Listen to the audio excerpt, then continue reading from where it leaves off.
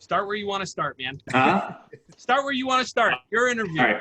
So, all right. Perfect. So, look, I'm just a casual guy, that I came to Canada when I was 14 years old, right? Had no English, zero understanding of Oh, no, as we're talking, because like for me it was really fast. Locking up. You know how you sometimes can't understand a Esteban. Jamaican person? Yeah, everything's good now. Oh, You're cutting out a no little bit. way. You're Is lagging, it? man. What's going on? Oh, no. Okay, hold on. Try again.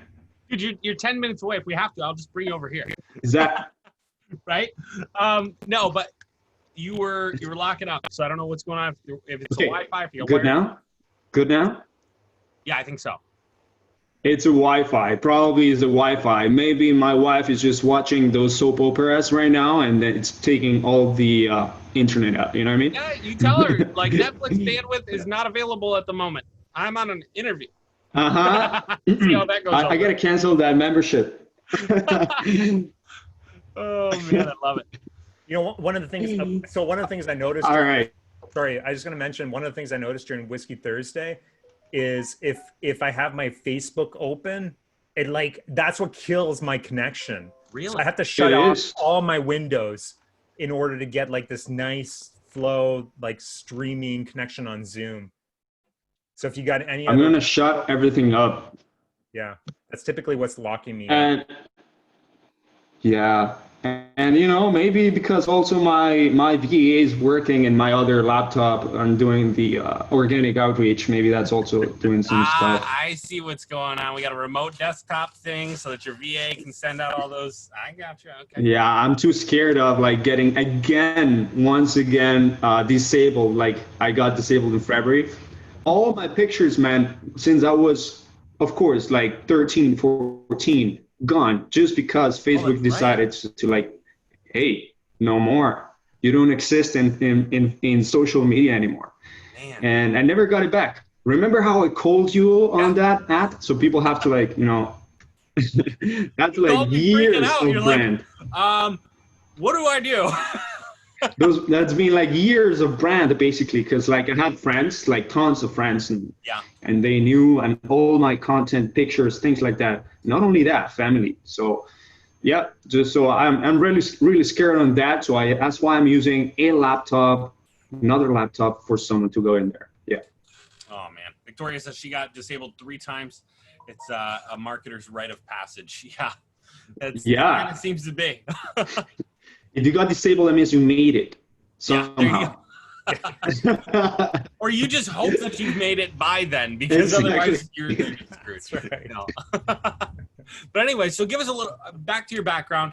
You started in Canada at 14, and then you cut out. So go ahead and pick up. Yeah. From there So let's do it. So I came from Colombia, straight from Colombia, took a flight.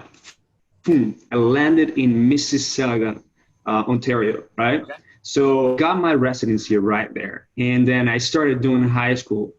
So like I said, no English whatsoever. And my whole idea was hey, I got to go to university because this is what I'm being told to do. And I'm going to take engineering because apparently I'm good at physics and math. And, and then that's totally how my direction was going to go. So I ended up graduating from high school, going to Ottawa. This is the part that Shayne wanted to know, where I go to Ottawa, Ontario, and I stay there for 5 years because I'm taking mechanical engineering. Well, first I started with engineering and physics. I just literally thought that I could be at the pace of Einstein or all those big physicists, and I really wasn't. I wasn't into it after 1 year, and then graduated, turned around, went to mechanical engineering, and ended up graduating from that career. But of course, then again, you go into a university, you get all these concepts and theory, and you take classes and you take exams, so you prepare for everything. I was a B+ student, and then I ended up going to an arena where there is a lot of people trying to figure out exactly what to do with their life because they have zero skills, of real life. And that was me, right? Mm-hmm. Then I moved to Toronto because my family from Canada, they live there right in Toronto. I lived there for like probably 1 year and 2 months. And I lived like close to downtown. I lived with my cousin the first months, and then got my own place.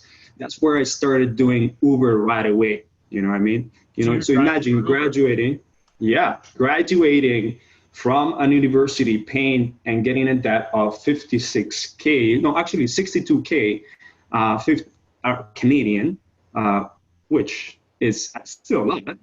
Yeah, And it's a lot of money. Yeah, and my options were like, what are my skills, or what am I capable of developing? And ended up going to Uber. And you know what? Uber for me was crucial. Let me tell you why. Because I was able to meet all kinds of different people with different mindsets, of course, different statuses and different, access, monetary access. Sometimes I would leave someone in a mansion. Sometimes I would leave someone in the Toronto hood. But then I had conversations with these people, right? And a lot of them were like entrepreneurs. They're telling me about, oh, I got this agency going. I got this business going. I'm a lawyer. Or sometimes people will not just talk at all. And I'll just put the music. I'll be like, hey, do you mind putting some music? They'll be like, yeah, sure. And so doing Uber, I did that for 8 months because I couldn't find anything, right? So you graduated from a mechanical engineering student, and you couldn't find anything in mechanical engineering, so you just went to Uber. Nothing, man.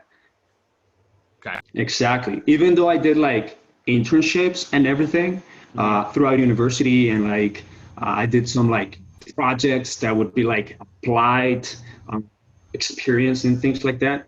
No one would hire me if I were just to like.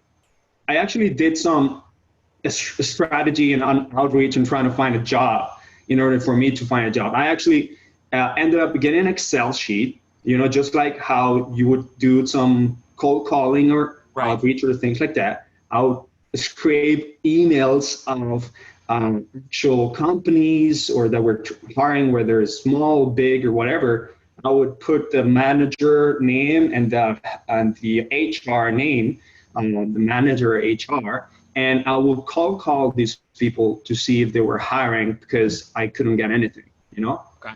So I think I started little by little building up some skills right there, right? And watching some YouTube University and things like that, personal development, things like that. And I love always networking. So when I was not doing Uber, I was networking. While I was doing Uber, I was also networking with the passengers. Mm-hmm. And ended up giving me a good visual of entrepreneurship, like doing my own thing, but like, how do I get there if I have zero experience or zero money, things like that. Right. And I was living off like Uber money. Sometimes I would even stay at night to sleep until the end of the night of the restaurant so that they can give me the leftovers so I could eat something real nice. Uh-huh. And that was honestly one of the biggest, the things that made me learn that I never want to really be broke or consistently have to hustle for just the sake of hustling, you know what I mean?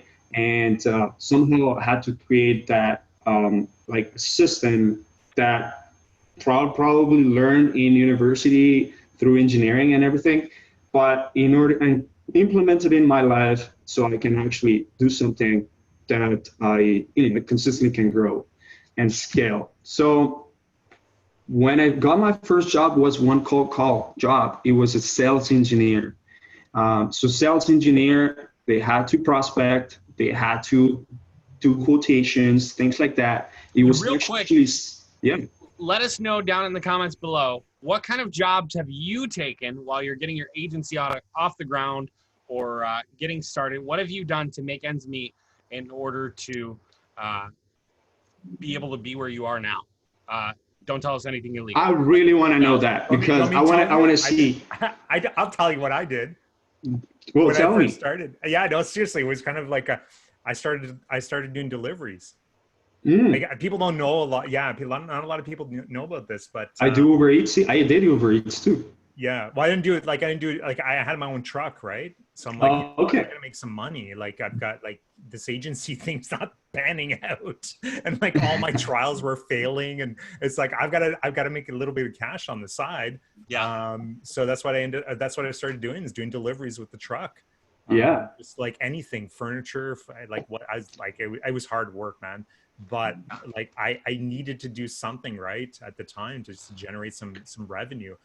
Sometimes Absolutely, man. That, right? Yeah. I mean, even I could talk about it too. Like, even I think I did one of the podcasts with Dan Henry. You know, even just to buy his course, I ended up selling my entire, like, you know the story, Matt, right? Yeah. I sold my entire guitar collection just to buy his program, right? And that hurt, and to pay off some bills and to pay off the credit card and things like that. But yeah, it was, you know, sometimes you got to go to the extreme to try to get to the next level, right? Yeah. Absolutely. Yash says software sales. Oops. Yash says software sales. Victoria was a singing gondolier. Peterson worked as a franchise window cleaner, then tried the Shopify gig, but failed miserably. Ahmad says, I'm still a student. So yeah, I mean, everybody makes sacrifices to get where they're trying to go, right? There's opportunity there. Yeah, man. Like, Ahmad, go for it. Like, you know, I think you should finish off, but at the same time, have this on the side.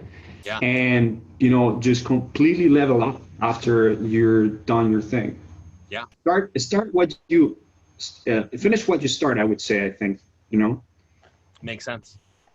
So I really learned a lot from, like you said, like, doing deliveries. I was doing it on a bike because I was like, okay, you know what? Toronto is a nice city to bike around during the summer. And also, I want to just get to know places I never knew of Toronto while biking, you know? Even though one time I almost got run over, my bad. And there's a slight difference in those two. Yeah. Yep. Actually, I did get run over in Ottawa, but that's a different story. Oh, man.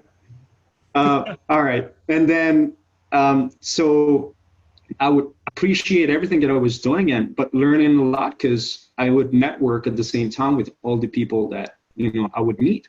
Mm-hmm. And I started doing a job that I cold called, just because I wanted to know, like, hey, I know that currently you're not hiring in Toronto. I see you hiring in Texas, Atlanta, and things like that. Your company hiring, but can I just do a free internship with you so I can get some, you know, so I can give you the skills. I can actually provide the skills that I have in engineering wise. And at the same time, you also add value by training me in whatever it is.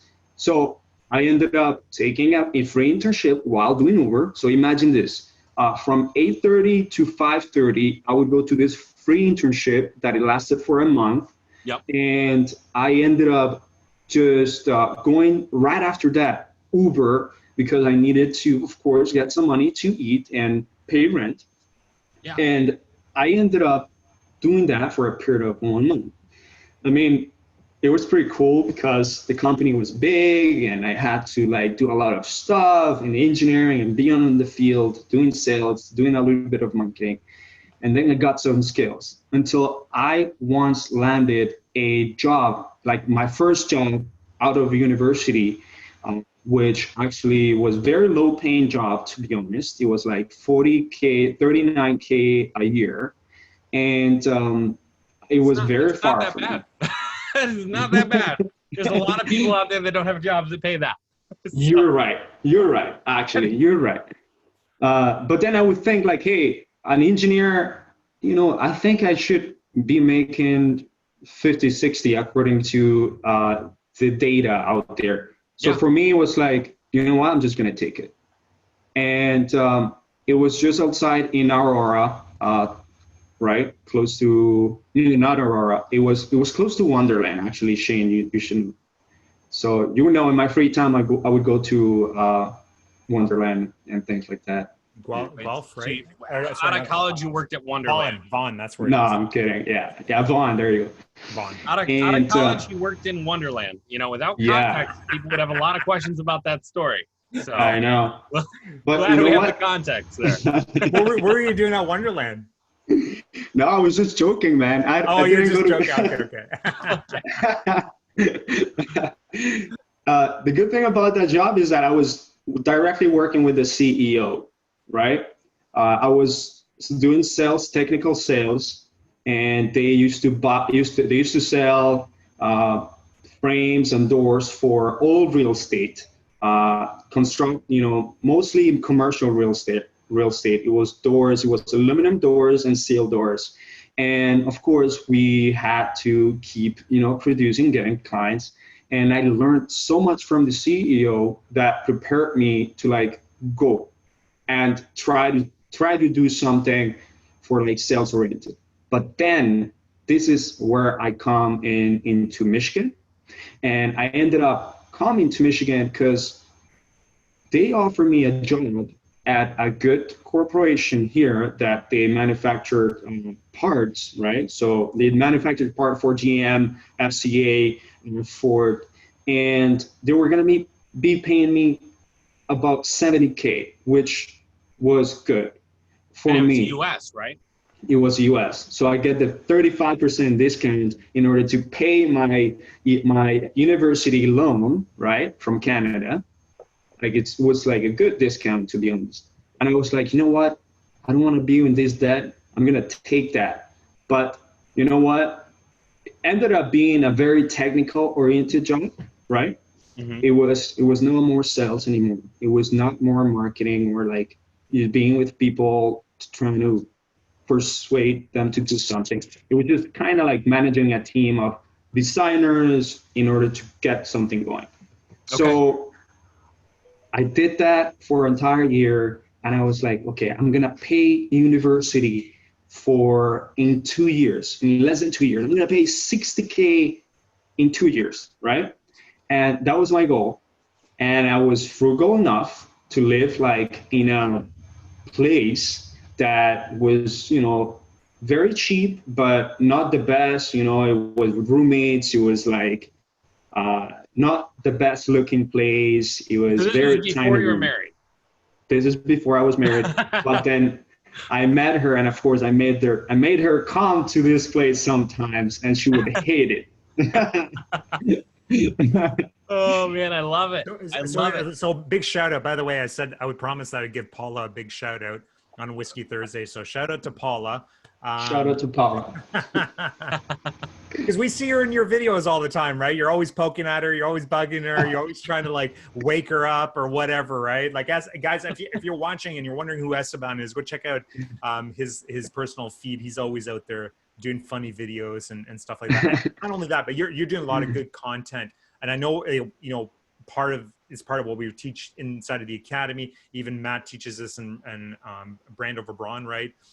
Where it's really important to grow your brand. And you're doing that, right, through video, but not just with like trying to add value and so on, but also like with, bring your personal life into this, right? I mean, absolutely. The funny thing is and it's really interesting what it does, because it builds rapport.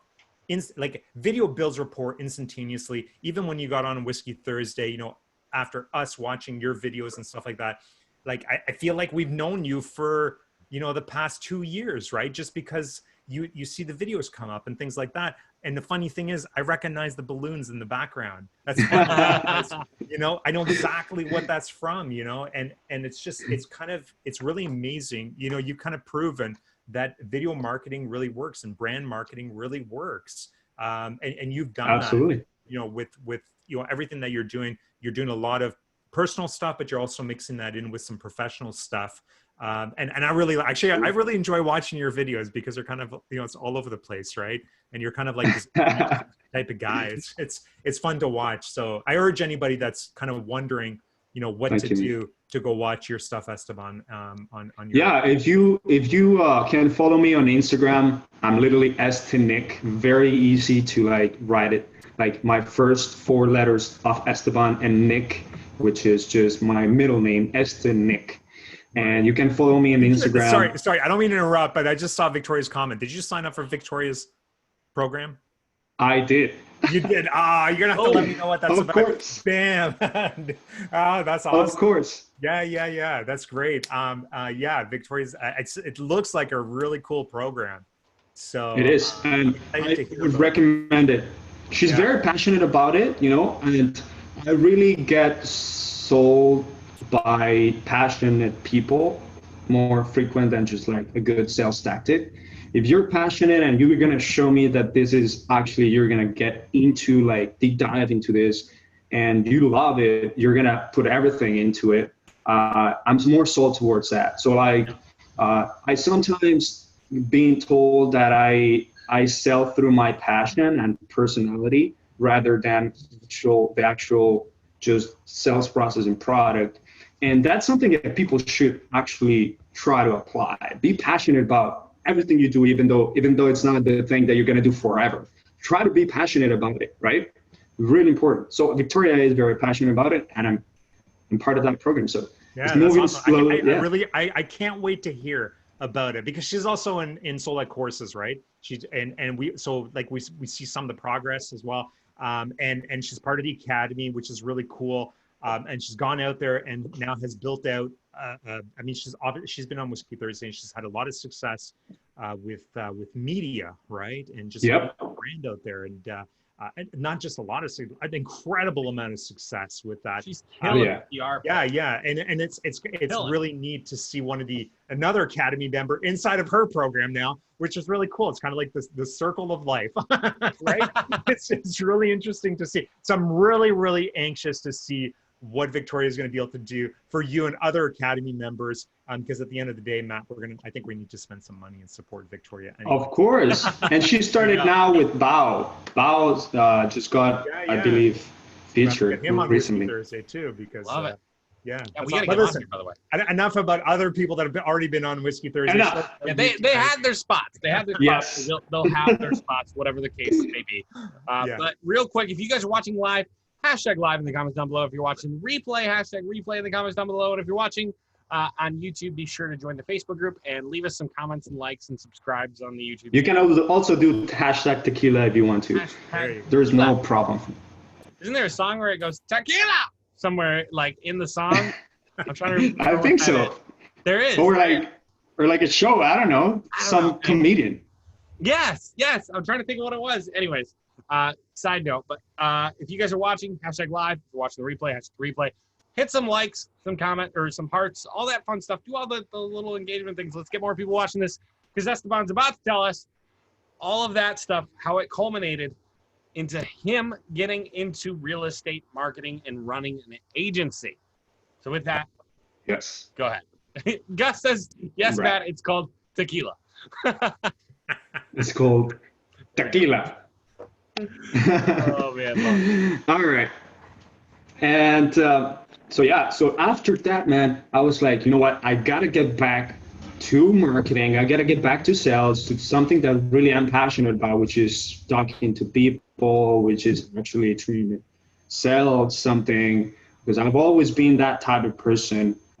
Like I had odd jobs where I was a promoter, like event promoter, like party promoter, things like that. So it was just like part of me now. And the first thing I did was I got into even a higher paying job at Chrysler, right? So I went to actually build the actual vehicles. I would see the vehicles that would be released 3-4 years from now. So have you saw the new Corvette before it was the new Corvette? Yeah, of course. Oh, you know, love it.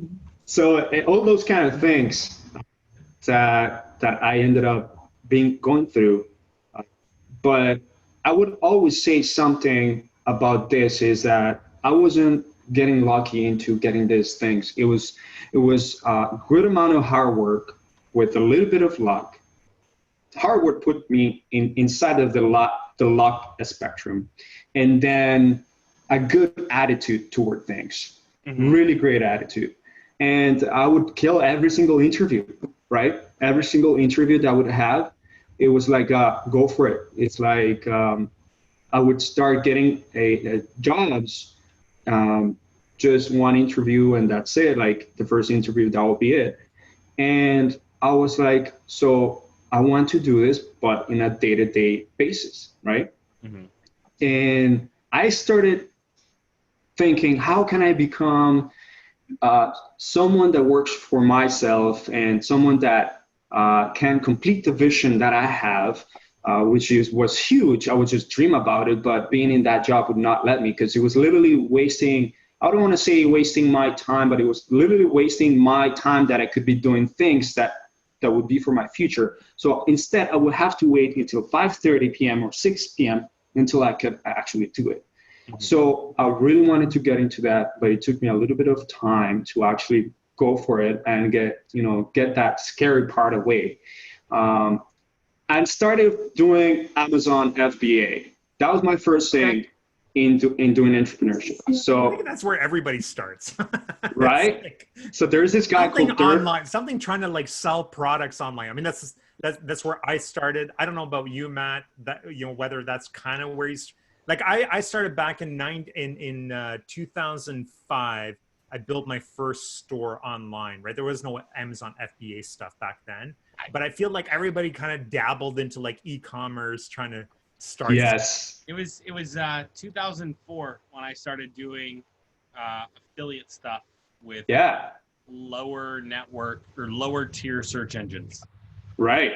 And the thing is that I would get targeted by the YouTube algorithm by all these people trying to sell you Amazon FBA courses or teaching you for free, because I was watching, Grant Cardone, a little bit of Gary Vee, a little bit of all these people that would motivate me to not, to actually keep my my system up, and I ended up going into a course. I remember, God damn it, I'm gonna buy $800 for a course, and then I would remember I was buying $1,200 for every single course in university per course, and I did not say anything. So I'm gonna make this, and I ended up buying it. The guy first module was mindset, and then teaching FBA. I ended up doing FBA. You know what? Funny thing is, it's literally I didn't plan it. I was selling masks. Like I was selling masks, and they were not meant for COVID-19 purposes. Okay. I was selling masks. See, okay, there's one thing about business, right? Let me explain something about business, right? There's a little thing called timing. Yeah. Right? Like there's sometimes you're just way too early. I've had this problem too. Like we had a software, I built a software development company years ago, and we're too early to market. 2 years later, like after we shut everything down, market caught up, right? And right. That's like, I think the masks thing might have worked really, really well for you in 2020. Yes. Very well. Timing is the issue here. Exactly, man. So I tried that, and then I ended up just getting even into it. And I was like, God damn it, I was just putting too much time into it. I was not really learning much, but, just trying to find a product and try to sell it. I wanted to. That problem, Esteban, sorry for anybody watching, you know how you solve that? Release a virus. Oh, yeah. That's how you solve that problem. I know, right? No, I'm kidding, right? Oh, man. I'm just kidding. Of course I'm kidding. Oh, man. And so, yeah, that was my first step into like this spectrum of life that I'm having right now. At my Amazon FBA, I did not get fulfillment from it, and then I started doing marketing, like digital marketing, and trying to learn how to do an agency through a friend that is in Ottawa. And so he started teaching me and allowing me to be part of his agency. Of course, I guess he saw my skills in other things, and he was like, okay, come, let's go give it a try. I started giving trials to personal trainers, gym owners, things like that, which is the first niche we did.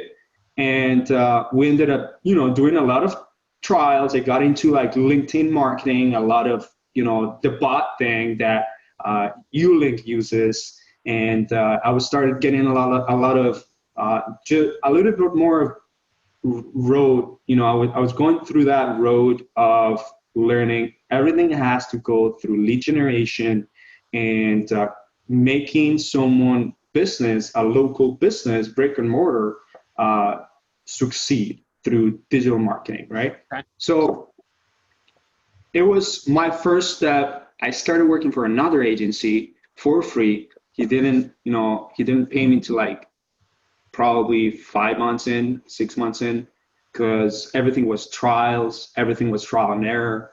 I started doing another free internship, right? Call it like that. But then I got to like learn a lot of different skills. And then like right in like month 3 of doing this free thing, we met Shayne and Matt, right? We met the Real Estate Academy. In that time was beta, a student, right? And what year did you join, or when did you join? Do you remember? That was probably 2019 January or 18 December, something like that, around that time. Yeah. So we ended up joining, and I was like, okay, I'm going to learn real estate because I absolutely love houses. I absolutely love when I go on the street and see like houses, architecture, I see commercial buildings and skyscrapers. I just fall in love with that. So I had like something for real estate. It was like some sort of hidden passion for real estate. And I also knew that I wanted to have generational wealth by owning homes, rentals, things like that, having that cash flow going through brick, right, through the wood houses that are in the U.S. I can't really say brick much here in the U.S. because it's a lot of wood, but in Detroit it's brick, In my country, it's a lot of houses made out of cement and brick. So yeah, and I ended up taking this beta course from Real Estate, and it was called Academy, Real Estate Marketing Conversion Academy, as my postgraduate program. Something that ended up being probably of value, I would say 50K, right? I can easily give that 50K because not only not only because of the value inside the actual group, right? But of course, all the content that Shayne and Matt. 1 second. We Ahmad said we had video interrupted. Is everybody still able to see us? Put a 7 down in the chat if you can still see us, if we are not video interrupted. Hopefully we are not paused here. But that happened last week too, right? I can still see me. You can still see me. Yeah, you can still see me. Yeah, Am I still there? We're good. No, is Esteban still? Yes. Yeah, no, we're good. I think so. We're good. Well, okay. Let's reactivate this by saying hashtag live, hashtag tequila, hashtag vamos, hashtag toxic. Shots. And we're gonna get it. We're like it's 9:10 or so. I feel like we did. I think the pre-interview or whatever, we had a little bit too much fun on that because I think we ended up starting a lot later than what we typically do. We're gonna get into some juicy stuff here because Esteban, essentially you started doing marketing for different niches, and then you jumped into the real estate side of it, and then you really honed in on the real estate investment side of it. Yeah. That's what we're going to talk about tonight. We're going to talk about, what you're doing now, what's working, what's not working, and really try to add some value here. Everybody, 777, everybody that's watching. 7's live. Yeah, somebody tagged me. We're good. I'm not sure why. Yeah. So just to let you know, kind of at the same time when I was getting into marketing, digital marketing, I also had an interest of wholesaling, real estate wholesaling. And right. Fortune Builders, which is a huge company that they actually teach, came here, ended up going with a friend. They taught us like an overview of real estate wholesaling. And I kind of got a grasp out of it a little bit. And then I started doing realtors with digital marketing, helping realtors, again, trial and error, learning how to do this. We got our first clients. Our first clients were in Ottawa, where our first clients were in, where was it? Just outside of Toronto, in Guelph, and I forgot the other one. I think it was Sault Ste. Marie in actual Ontario. So we started doing Canadian clients. So I didn't get to see that American money coming in from digital marketing from the agency at first. But it was Canadian, and then when I would get the paycheck, like Canadian dollars, what's the big 30% gone. What are these toys people keep giving me? Yeah, just 30% gone, and I was like, God damn it. We even tried it. You know something else we try to do here is trade syrup, right? Yeah. Yeah, well, it doesn't work in Michigan because we got maple. So it's a real Canadian thing to do. It's like, hey, we do my marketing for a pound, like a liter of syrup. Yeah, beaver tails. Beaver tails too, right? It's a real Canadian thing. And poutine, man. Poutine. Do you miss that stuff, Esteban? Like being from I miss it for sure, 100%. No kidding, right? So I remember my latest experiences with poutine was when I was, I have full no drunk. idea what you were talking about, and I hope it is Full drunk. I was drunk when I tried poutine, and What I is was it drunk. called? How do we say it? poutine. Somebody spell Poutine. Poutine. Yeah, it. poutine. Okay. Hashtag poutine if you know what poutine is. Hashtag poutine. And in Spanish, people that speak Spanish here, because I know there's people from Mexico, because we saw it. Don't think poutine is a little putito. No, poutine, it's. I keep thinking like poutine in Spanish is probably something else, right? Yes. No, it's food. Just to let you know, it's food. What's wrong? Oh man. But Matt, you really don't know what poutine is? No idea. Are you serious? Does anybody know? Yeah, okay, Victoria knows what poutine is. She's from Las Vegas, right? Anybody else know what poutine is? Hashtag poutine if you know what poutine is. Anybody? One person out of everybody. Well, there's three of us, right? Obviously. Right. Oh man, I'm 12. I can't say that word without laughing. Anyways. So Would you want to know what it is, Matt? Like, do you want? I don't even know. I'll Google it, I guess. Canada, right? come on. I'm sure you've been to Windsor, Niagara I've been to Falls. Canada. I've been so far into Canada, I lost reception. I was like 15 minutes in. Dude, it looks like some sort of fries. What's that? It looks like French fries and something. Oh, you Googled it. Yeah. Dude, So this looks delicious. Dude, It is so delicious. Is this Oh my French fries God. with mashed potatoes and gravy? Good. No, that's cheese. It's mashed God. potatoes. Mashed potatoes. This looks heavenly. Where do I get it? Who puts mashed potatoes? Hang on, you guys keep talking. I'm door dashing to see who can deliver this stuff Seriously, tonight. get that delivered. Get that shit delivered. I know. I get delivery on Thursday nights. Yeah, get my thing. like order some right now so we can show everyone. I'm looking. Who's got it? Apparently, Peter says China loves it. Man, Michigan's way behind, Matt. Way behind. Oh yeah, All right. way behind. It's really Apparently good. so. Yeah. We have. I forget what Dude, we have. be ready to put 5 Punch pounds keys. on. What's that? We have punch keys or something like that. Punch keys? I don't know, some sort of donut in the north. Man, that is Polish thing. That is not even from Michigan. That's Polish thing. It's what, Polish? Is that what you're saying? Yeah, punch key. I had a Polish roommate. So I'm assuming you don't know what a beaver tail is then, Matt. Nope. Oh, Pretty I sure. would assume it was the tail of a beaver. No, it's not. So when you come to Toronto, we'll have to show you some of these things. Oh yeah, we're gonna have a meetup in Toronto and Michigan, by the way. So whoever comes in, if it is in Michigan, we're gonna do cards. I'm sorry, it's called pasties. That's what they have up in the UP. Nice. You see it Pasties. everywhere. They advertise pasties on like little like cardboard signs when you go through the streets up there. It's crazy. Anyways, all right, I'm looking up where to get this stuff at. Oh yeah, well, Keep like, going. let's get back to what we were talking about here. Yeah, people want to know about real estate investing, God marketing. damn it! We've been building it up until this moment. I know, and I'm not going to send out the second chat bot for another 15 minutes, so we're good. Sounds good. Perfect. Um, Perfect. All right. Well, yeah. Let's talk about a little bit about sort of the real estate marketing or the real estate investment side. And guys, this is a good time. Like if you're thinking, like if you want some answers, or if you want what's Nothing. Nobody's got poutine. It's not poutine. It's not poutine. Poutine.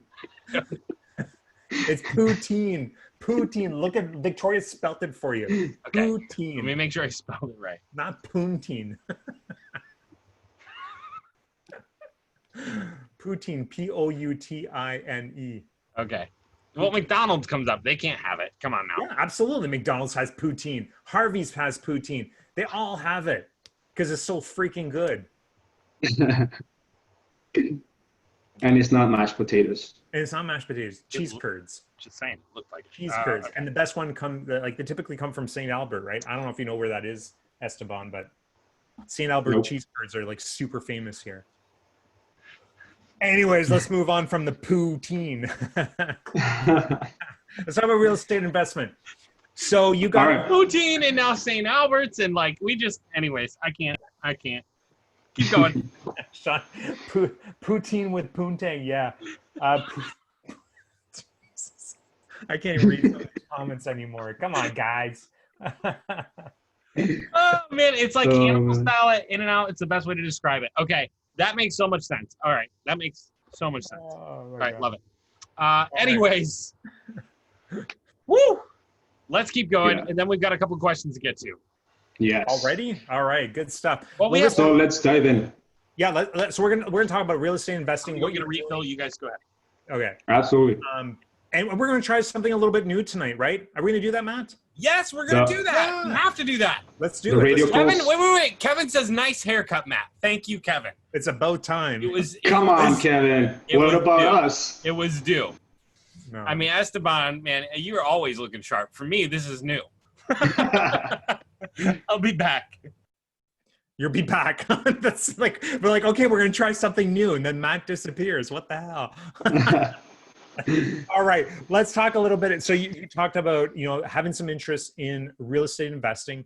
And of course, now you're back in not back in the US, but now you're in the US. You have a much, much larger opportunity now in the US. Yeah. Let's talk a little bit about, because you were doing some agency stuff on the real estate side of it, obviously, working with real estate agents, and you kind of switched over to the real estate investment side of things. That's right. Now you're pretty much honed in 100% into that, right? Like this is what you're doing. This is your brand, right? This is that's all you talk about now, right? I watch your videos. Absolutely. Absolutely. You're always Thanks, talking man. about real estate investing, right? So, absolutely. So tell us a little bit about like why the switch? What happened? What's what was the appeal with the real estate investing side of it? Yeah, I think it was several factors. So first of all, when I went into like learning more about real estate wholesaling, which is usually you're going to buy properties, not really buying them really. You're going to get a property on a discount. You're going to assign it to someone that is actually going to buy it to fix and flip, or to like fix it and leave it there. Someone that has cash money or hard money. Right.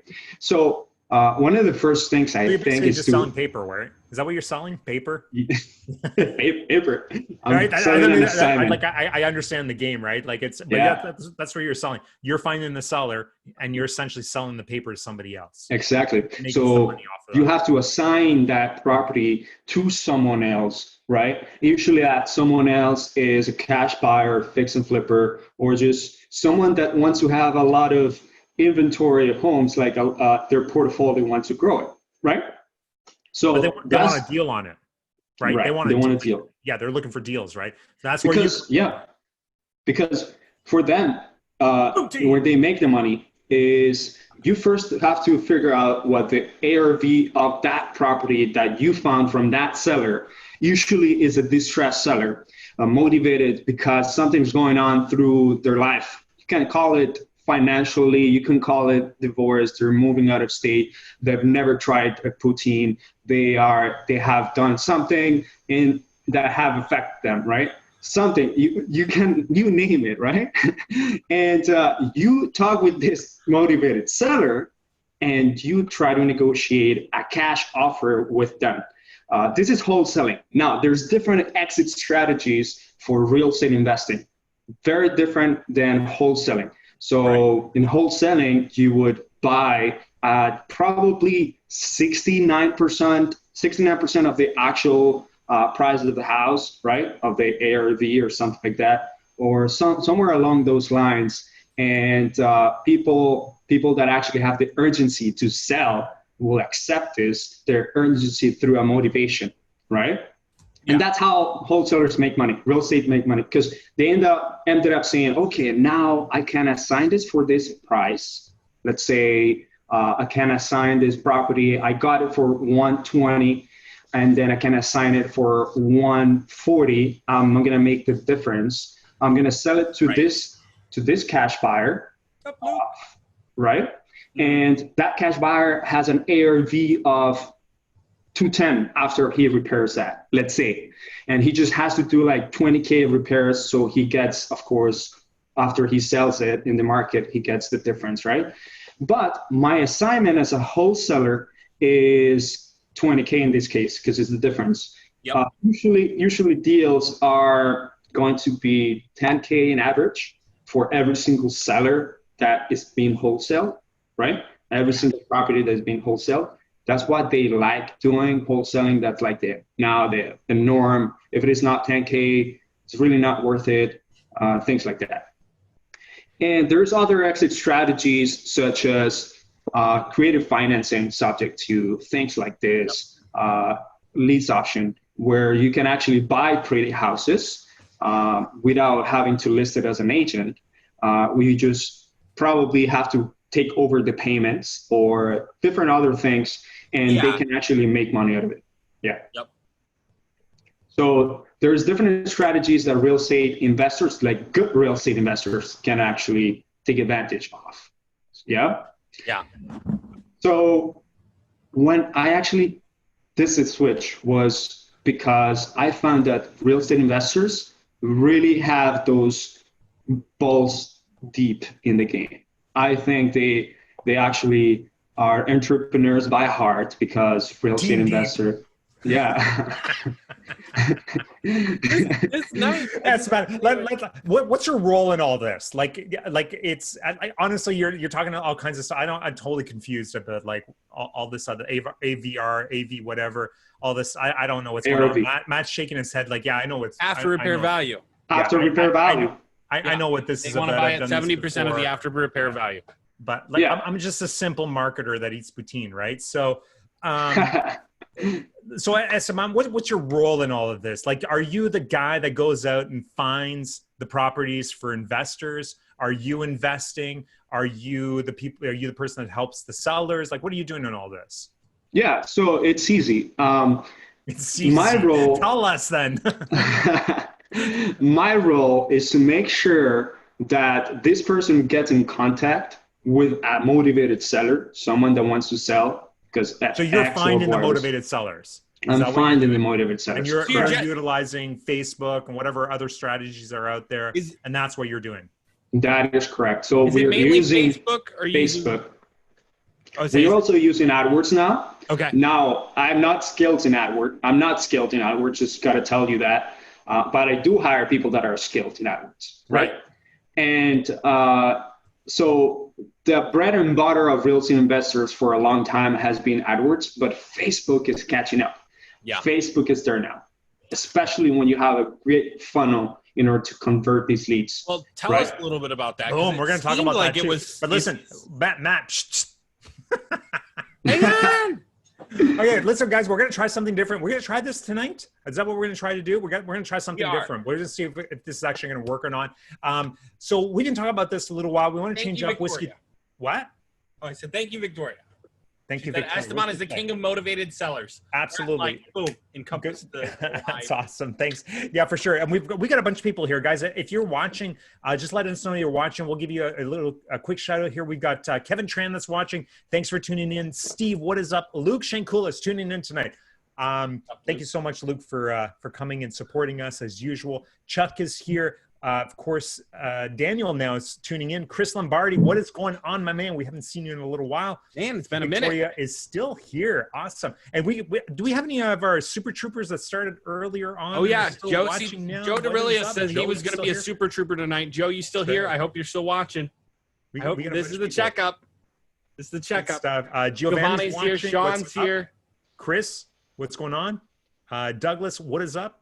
Good to see you guys. Thanks so much for tuning in, and thank you so much for the support. So we're gonna do something a little bit different here. Since we have Esteban here, we're gonna talk about real estate marketing, and it sounds like Esteban's like responsible for finding those leads for the real estate agent, or for the investors, not necessarily real estate agents. Yeah, but so he's finding motivated seller leads. Motivated seller leads. Which just motivated to clarify, seller leads. Motivated seller leads are people that are looking to sell their house fast. Typically, Correct. It's not a good lead for a real estate agent, because a real estate agent is going to want to put it on the market, right? These people are facing foreclosure. They're in a divorce. They're dealing with probate. They're dealing with all sorts of things that are causing them to need to have their house sold 2 days prior. And here they are still owning the house. So a real estate investor is going to come in. They're going to make them an offer. Typically, they're going to be upfront and honest and say, look, I'm a real estate investor. I'm not going to give you full market value for your house because I am trying to make a profit. So I'm willing to give you X amount of dollars, but the difference is I will give you cash and we will be closed in 3 days and you can go on with your life, right? And so that's right. What you're looking for when you're getting motivated seller leads. Yeah, it could be 1 week, 2 weeks, 3 weeks, but yeah, you know that. Mm-hmm. Let's dive into that a little bit.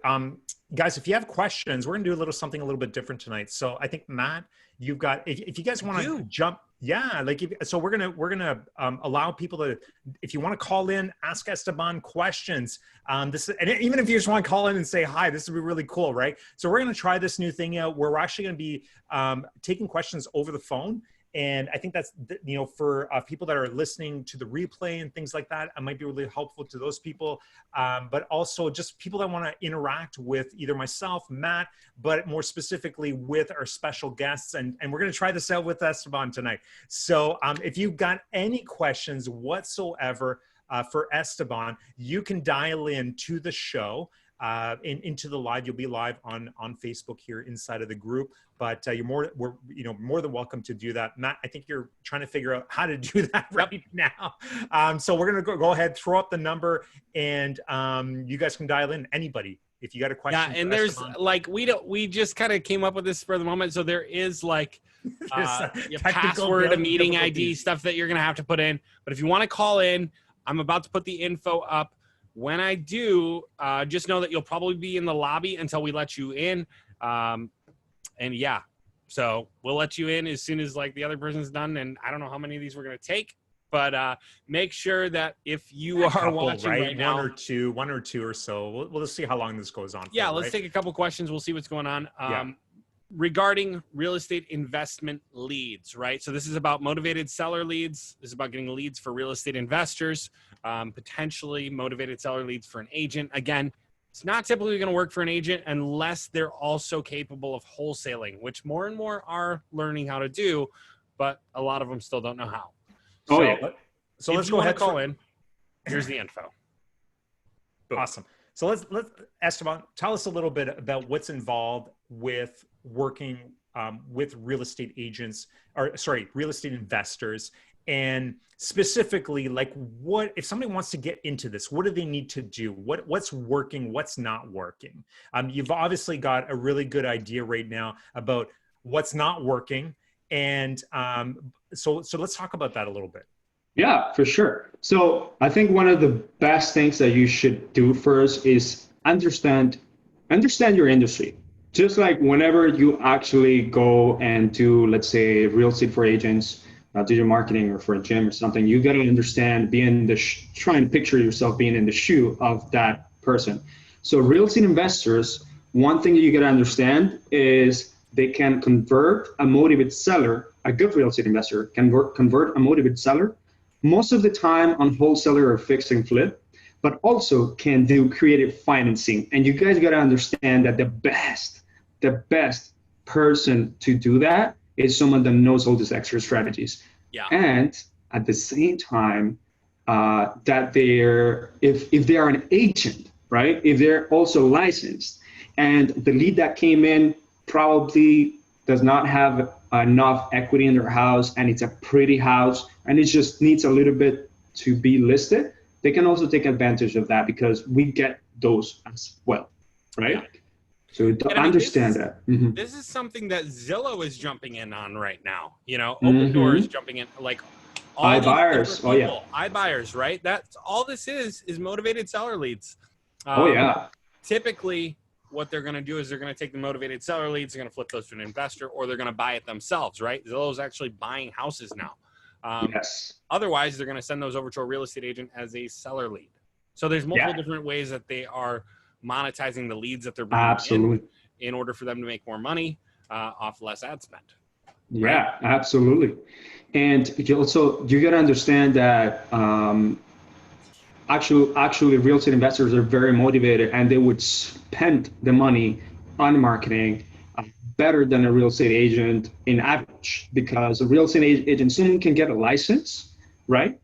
And just start, and then they don't have the money, they're a broke agent and things like that. But real estate investors, at least they have this mindset: I'm a real estate investor or wholesaler, therefore I'm an entrepreneur, therefore like there is some investment, therefore I'm also watching Grant Cardone or things like that is telling me to put money, and things like that. So a real estate investor has a very different, in my perspective, very different mindset than an average real estate investor versus average agent, because of that entrepreneurship spirit. So it's easier to talk to them in that sense. It's easier to like probably persuade them to take advantage of this, because everything that they do right now, and you've got to know this, in order to find these leads is a lot of cold calling. They hire VAs from Philippines, so they understand that principle, right? When you get a real estate agent, a solo real estate agent, they're solo. You need an ISA to help them. But when you get a real estate investor or wholesaler, they understand the principle of delegating that task, which is called calling. A VA from Philippines, a VA from Mexico, a VA, American VA, and they're paying that money because they know what it takes to generate one motivated seller. They scrape down lists of different motivations: vacant, probate, people that are back in Texas, and they start calling these people using different power dialers and tools out there, right? Which, by the way, we can get into like a good tool that newbie and experienced real estate investors can use further, to actually start this real estate investor that I use, and it's based off what everyone knows, which is GHL, right? You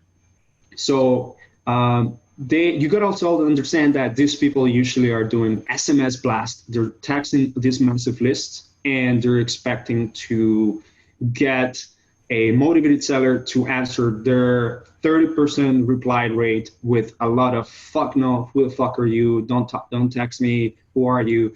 Things like that, right? So they do that. This is the things that they usually do. Another thing is driving for dollars, which is just going in the car or in your bike, seeing an ugly house, marking it up in the map or writing it down, making sure that they send a direct mail or skip trace. Skip trace is another thing that you got to know when you speak with a real estate investor. So you're not like, yeah, sure. You know what I mean? You got to know this thing. Yeah, no, skip tracing is a very valuable skill. So absolutely. But yeah, so for those of you who don't know what it is, it's basically like doing a little detective work to figure out who owns the house, right? And how to get in touch with them. It's actually how I purchased the house that I'm in right now. Exactly. The owner. And so you're like, I don't know who you are, but I will skip trace you and kill you. You know what I mean? Those kind of things. No, thankfully, that's not what I said. I don't know if I would have got the house if I said that. I'm doing the quote from the movie. Oh, yeah, no, I know. I will find you. I will find you. I did find him. It took me a little while, right? Because sometimes when you're skip tracing, you find multiple previous owners. You don't know which one's the current one. So anyways, yeah, that's what I did. And I was able to get this house before it went on the market. Yeah. But hey, motivated seller. Exactly. Yeah, there you go. So skip tracing is huge in motivated seller, in the real estate investing game. And for those who don't know what skip tracing is, it's basically you are matching some criteria from public records, and you're matching phone numbers and emails to a person that owns this specific house. So you can call them and actually try to ask, do you sell a house? Do you sell your house? You know, are you looking to sell your house? Or and you got to know how to get past, because like, for instance, the guy who owned it was also an attorney. So guess what? It was in a trust. So I had to go do even more digging to go figure out who owned it, right? And figure out how to get in touch with that person. So exactly. Yeah, it's not easy, but yeah, you should know what you're talking about when people talk about skip tracing, especially when that comes up in the real estate investment space. We do have a question from Chuck. He says, are you generating leads, or are you also doing the appointment setting? Yeah, both. We generate the leads and we do the appointment setting.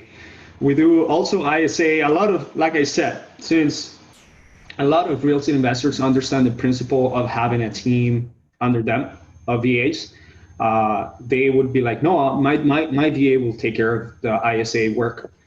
So like, you know, me packaging the ISA is rare, it's doable, it's rare, but that's because of that. And so we do the appointment setting. We're doing it through the conversion funnel that we have, where they have to actually self-schedule an appointment after they fill out one form. So like we do two steps kind of thing, right? And I'm gonna get that after.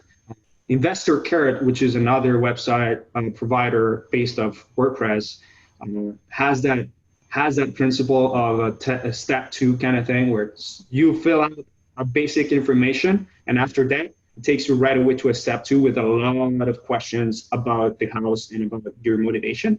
And then that's how that's how the funnel works for Investor Carrot. So we're kind of basically doing the same principle, but we're taking it, of course, to the next level with follow-up that I've learned from the academy, right? With follow-up that I'm capable of doing with CRM.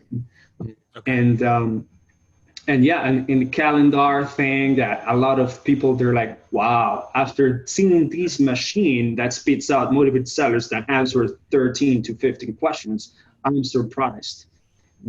They actually love it when they see something like this, because it's something that they're not used to seeing.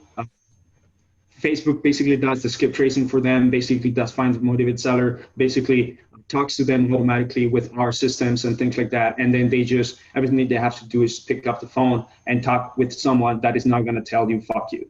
You know what I mean? Mm-hmm. So it's pretty huge. Oh, Google AdWords too. Like I said, bread and butter. I'm a real estate investor for a long time. It's been AdWords, but it's expensive. You know what I mean? Okay. Gotcha. So we get a lot of questions pouring in here. Yeah, we unfortunately, do. I ended up shutting down my my Facebook on my mobile, so I lost all the questions. Thankfully, I've got them right here, so I'm happy to start diving into these. But guys, if you want, if you want to dial in, you want to participate, and you want to come in and talk to Esteban and ask all your, you can ask all your questions, or we're not going to limit you, right? Matt, throw up the number again if you guys want. It is live in the stream, so you should be able to see it. Yeah. Is it live? Okay, I don't see it, but if it's in this, it's in the stream of comments.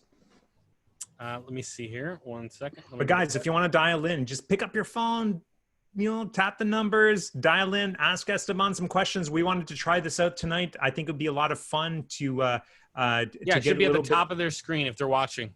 All right. It's not on the top of my screen, but whatever. Here, I'll put it in the chat as well.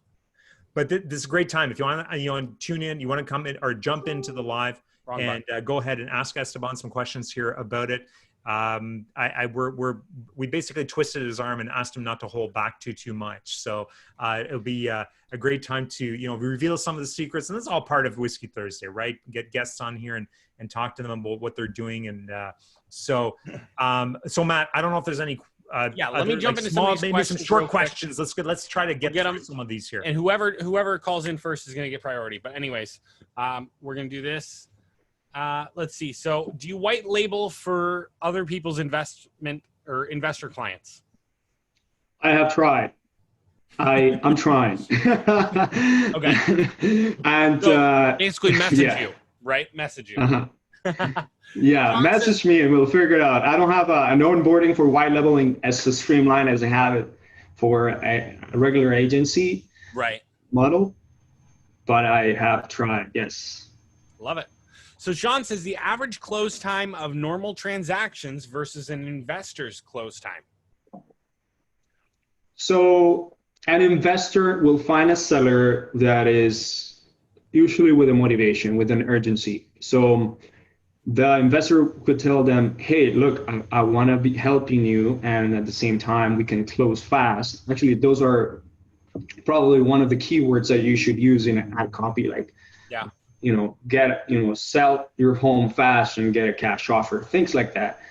And you would essentially have the opportunity to sell within a week, within 2 weeks, because everything is done quickly. Usually wholesalers have a list of buyers, cash buyers, right, or other type of investors. So whenever they assign on that property, someone agrees on a price with them, and they have a 10K assignment, let's say, that investor, that real estate wholesaler would blast the text message and email to his cash buyer list. And if they have the money right away to buy it, they will close on it, and they will take less than 3 weeks to close on it. Mm-hmm. Of course, there's instances that it could take a month or a month and a half. So realistic expectations that I give to a real estate investor is 1 month and a half. Rather than a realtor that I always say 2 months and a half or 3 months to, you know what I mean? So a real estate investor can easily say 1 month and a half, you can see some profits coming. Right? Okay. Yes. Yeah, yes, I mean, sir. In my experience, I've seen them, investors close as quick as 5 days when it's cash, right? Versus Yep. like a real estate agent, when you put it on the market, there's so many different steps. Typically, it's going to be somewhere between Christ, it takes you 5 days to list a house. Yeah, I'd say on a really fast case, when you get a cash deal, maybe 3 weeks. But I would say on the average, you're looking somewhere between 5 to 8 weeks from the time that the time you accept an offer. Absolutely. Like I've had clients that they close in 2 days on the property, and I'm like, wow, nice. That's the main reason why I actually started learning the whole, good things, mashed potatoes about the wholesaling part and back end, and like how to do the due diligence, see things, so I can actually do it myself, build another business. But since it also takes a lot of time to do that, I put that a little bit in hold. And usually, if there is a good deal that comes out, I would do the marketing, find a motivated seller, and JV with other people, join the venture with other people on a property, because it's a good business. Let me tell you, if you're closing on 2-3 deals a month, you can easily make $30,000 a month. Yeah. You know what I mean? So. Well, and if you get into higher price points, it'll be more. Absolutely. So I had a client in Seattle that his price points, his profits were 40K, 50K, 110K sometimes, things like that, and ginormous amount of profit, assignment fee basically, right? Makes sense. It's crazy. We're gonna have to now. Victoria says, "What is REI?" REI real estate reply. Investing. What is REI reply? And is it good for realtors too, or just investors? REI reply is probably the best software that you can find out there, which is multi-touch automated CRM. Okay. For real estate investors, wholesalers, people that do fix and flip and creative finance to use, right? Because it has everything you need to not only start your business as a newbie, but continue with your business and get out of Podio, get out of Pipedrive, get out of using multiple tools. Because usually real estate investors, let me tell you something, they would use an ugly looking, not good user interface CRM called Podio. Yep. And it's really bad, like in terms of flexibility, user interface, things like that. You can customize it and pay actual developers to do whatever you want, but cost you money. Instead, we use the principle of GHM to actually make REI reply, where you can actually have done for you campaigns that if you want to do outbound marketing, which is SMS, people do is they can do cold calling campaigns and train their VAs to do that. It can have the inbound lead generation system that we provide there, just done for you right there, the funnel and everything. Either What if are it you is typically seeing in cost for those leads? About so if I were to tell you right now, it's about $30 to $45 that would see in a motivated seller right now. But also it depends highly in the market, you know. It depends a lot. What's the quality of those leads like? So 80% of these leads would be workable leads. Someone that you can talk to, workable. This is all the time, all the feedback that I get.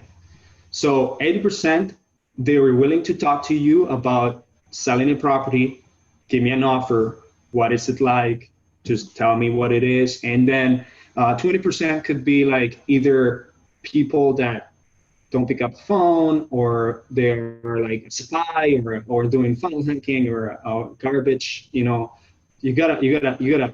It's part of the game, right? Mm-hmm. I've seen, of course, 85%, 70%, but an average is 80% that is workable leads. And the quality is, I need to sell what you got to offer. I have a motivation, what you got to offer, right? And we're seeing about a percentage close rate of about 5% to 8% for people that only do wholesaling, right? Okay. So if you're only doing wholesaling, then you can close on a pretty house, for example, right? Because probably not enough equity, so you can't really work on a good assignment fee there. And you don't have the skills to do creative financing. Well, that's too bad, because you're missing out. And the good thing about wholesalers is that they also work closely with agents as well. They would sometimes refer a lead that they came across that could be a good listing opportunity to an agent, and they still get a referral fee. Okay, right? Can we, like you just said, you're seeing somewhere around 5 to 8% convert. Correct. You're paying somewhere between $30 and $45 a lead on average.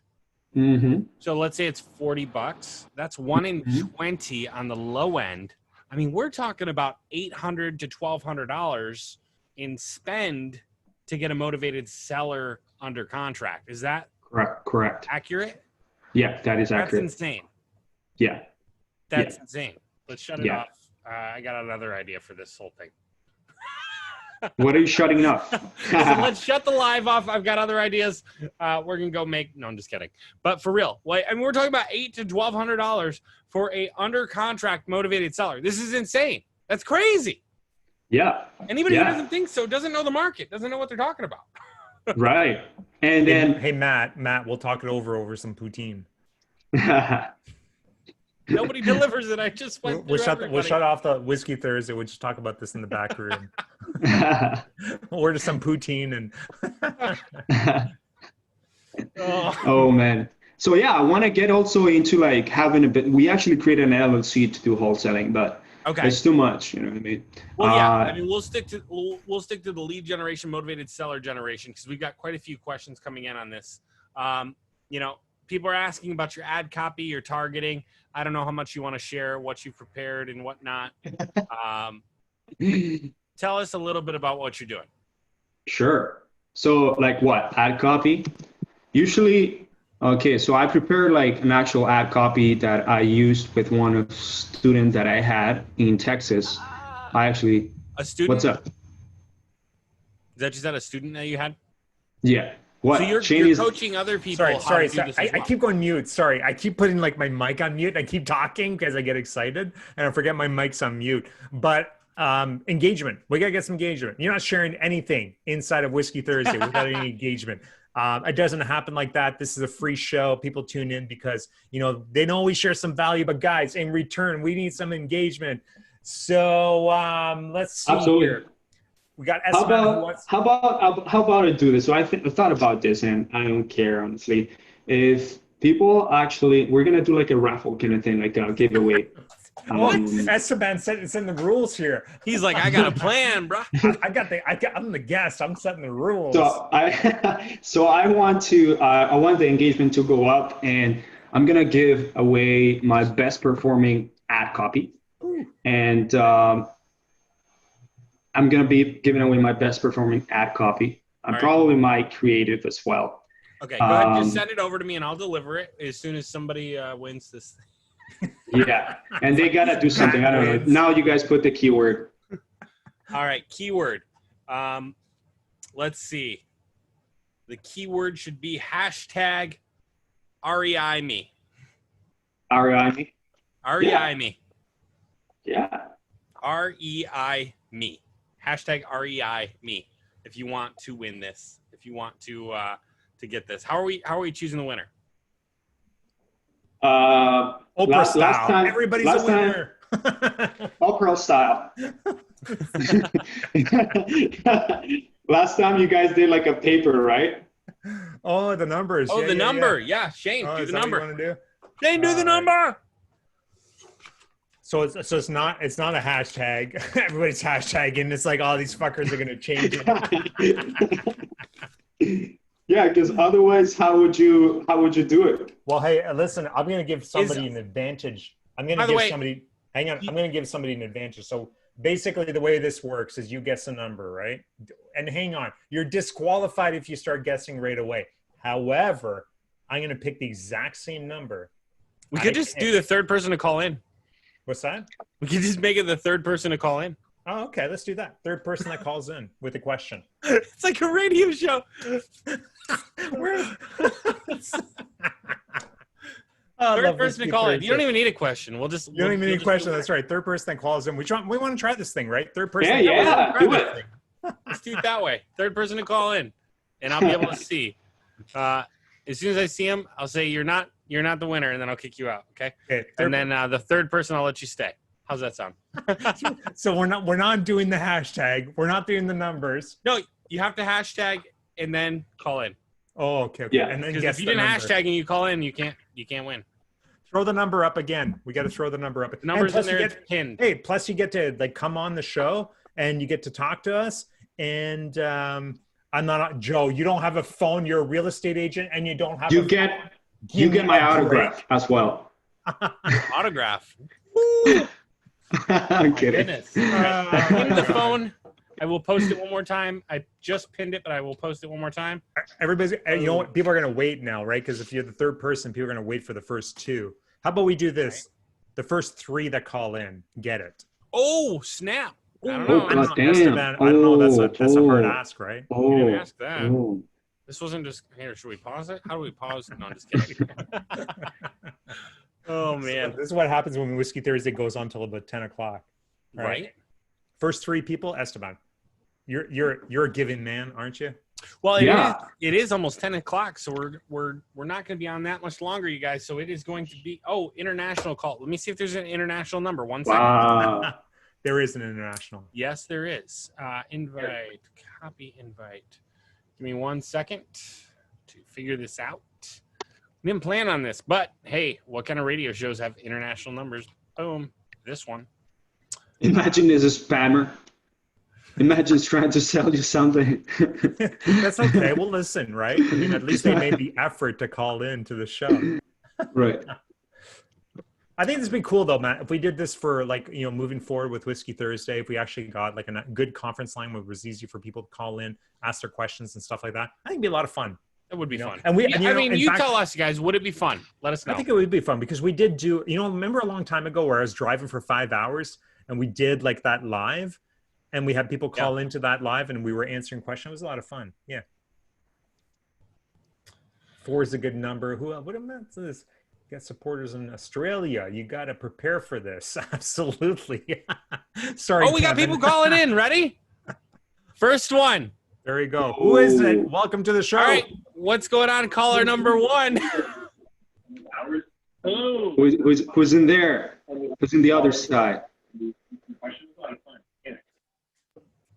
I can't hear you. What was that? Hello. How's it going? Hello. How are you? I'm good. Good. Oh, Brian Lopa, make sure to call back in. You're one of the top 3. There's what's going on? What's your name? I'm I'm Doug Eisen. Doug, what's going on, man? Doug, what is up? It's Shayne here. Good to hear from you, man. Nice. So Yeah, Doug is yeah. from it's been a long time we've talked. Doug is from the original beta program. Good to have you, man.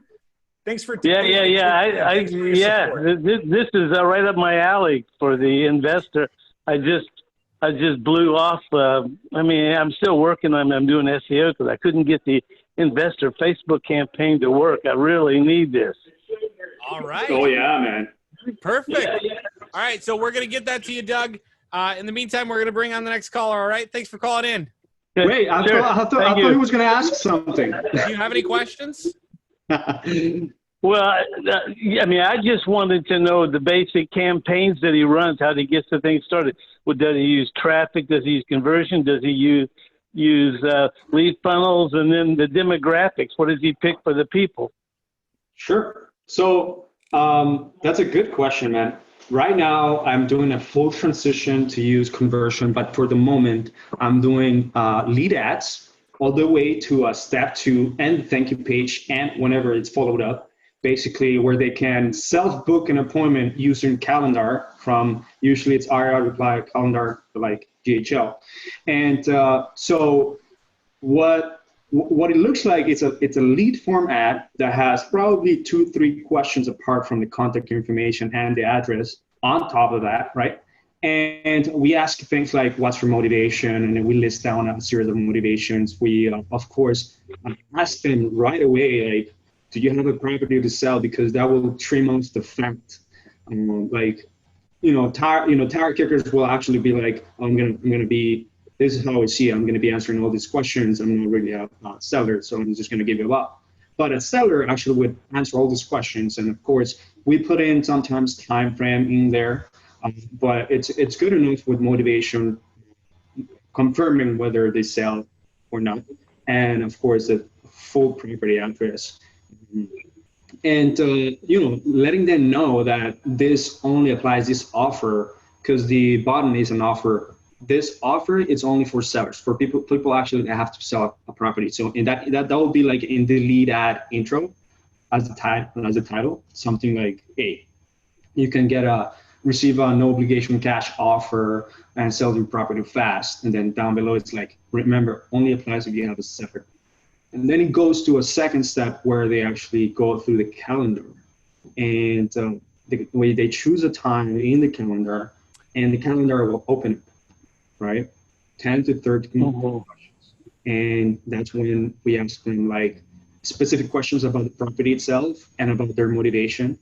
Specific things like, if you ask a wholesaler, what's your usual script look like when you call, you can take questions out of it, and make your own list of questions in that second step. And people fill it up a lot, 20 to 40% fill it up. And, you ended up getting a self-booked appointment, and you write down the notes. You can tell that they're motivated, and that's how it is. And they go in the funnel. Wow, that's great. Yeah, I didn't ask enough questions. That's my problem, because I've got a bunch of bogus leads. I mean, just bad leads. Yeah, man. I also had bad leads at the beginning.